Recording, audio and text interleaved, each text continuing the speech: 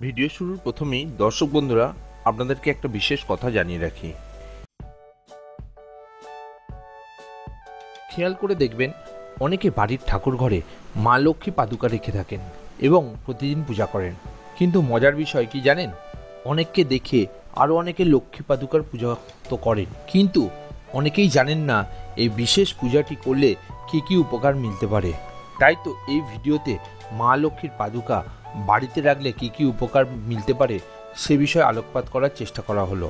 পুরাণ মতে সমুদ্র মন্থন হওয়ার সময় সমুদ্রগর্ভ থেকে যে 14টি অমূল্য জিনিস উঠে এসেছিল, যা দেব এবং অসুরদের মধ্যে সমানভাবে ভাগ করে দেওয়া হয়েছিল, কিন্তু যখন মা লক্ষ্মী আবির্ভাব করল তখন মায়ের হাতে ছিল পদ্মের মালা এবং তার বেশ ছিল নববধূর মতো, এবং সবার সম্মতি মতে মা লক্ষ্মী সেই সময় বিবাহ সম্পন্ন হলো সর্বশক্তিমান ভগবান বিষ্ণুর সঙ্গে, এবং তারপর থেকেই কোজাগিরি পূর্ণিমা এবং দেওয়ালির দিন শুরু হলো মায়ের আরাধনা। প্রসঙ্গত এমনটা বিশ্বাস করা হয় যে কারোর গৃহস্থে যখন মায়ের আবির্ভাব ঘটে তখন সারা বাড়িতে মায়ের পায়ের ছাপ পড়ে এবং তার প্রভাবে একের পর এক সুফল মিলতে শুরু করে। সে সম্পর্কে এই ভিডিওতে বিস্তারিত আলোচনা করা হলো। এখন প্রশ্ন হলো, গৃহস্থে মায়ের আগমন ঘটবে কীভাবে? শাস্ত্রমতে বাড়ির ঠাকুর ঘরে ভগবান বিষ্ণুকে প্রতিষ্ঠিত করে যদি সেখানে মায়ের পাদুকা এবং ছবি রাখতে পারেন তাহলে বাড়ির অন্দরে মায়ের প্রবেশ করতে সময় লাগে না। আর এমনটা যখন হয় তখন মনের যে কোনো ইচ্ছা পূর্ণ হয়। এমনটা বিশ্বাস করা হয় যে গৃহস্থে মায়ের আগমন ঘটলে চারিপাশে পজিটিভ শক্তির মাত্রা এতটা বেড়ে যায় যে মনের ছোট থেকে ছোটতর ইচ্ছা পূরণ হতে সময় লাগে না। শুধু তাই নয়, যে কোনো লক্ষ্য পূরণ হতে সময় লাগে না। সেই লক্ষ্য কর্মক্ষেত্র সম্পর্কিত হতে পারে পারিবারিক জীবন, অর্থনৈতিক বিষয় সংক্রান্ত। 2. সমৃদ্ধির ছোঁয়া লাগে। বাড়িতে মায়ের পাদুকা রাখলে পরিবারে সুখ এবং সমৃদ্ধির ছোঁয়া লাগতে সময় লাগে না। ফলে একদিকে যেমন যে কোনো ধরনের সমস্যা কমে যেতে সময় লাগে না, সেই সঙ্গে পরিবারের অন্দরে সুখের ঘোড়া শুকিয়ে যাওয়ার আশঙ্কাও হ্রাস পায়। তাই তো বলি বন্ধু, বাকি জীবনটা যদি সুখে শান্তিতে এবং আনন্দে কাটাতে হয় তাহলে মায়ের পাদুকা এনে রাখতে ভুলবেন না যেন। 3. রোগ ব্যাধি দূরে পালায়। শাস্ত্রমতে মায়ের আশীর্বাদ যখন কারোর ওপর পড়ে তখন শুধুমাত্র মন আনন্দে ভরে ওঠে না, সেই সঙ্গে শরীরের অন্দরে বাসা বেঁধে থাকা ছোট বড় সব রোগই দূরে পালায়। ফলে রোগমুক্ত শরীরের স্বপ্ন পূরণ হতে সময় লাগে না।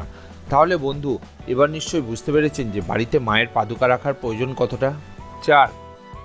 অনেক টাকার মালিক হয়ে ওঠার স্বপ্নপূর্ণ হয়। এমনটা বিশ্বাস করা হয় যে গৃহস্থের অন্দরে মায়ের পায়ের ছাপ পড়লে যে কোনো ধরনের অর্থনৈতিক সমস্যা মিটে যেতে সময় লাগে না, সেই সঙ্গে অনেক টাকার পকেট ভরে ওঠে।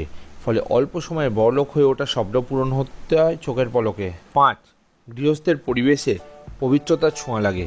বাড়িতে মায়ের পুজো শুরু করলে গৃহস্থের অন্দরে পজিটিভ শক্তির প্রভাব বাড়তে শুরু করে, যার প্রভাবে বাড়িতে পরিবেশ পবিত্রতায় ছোঁয়া লাগে।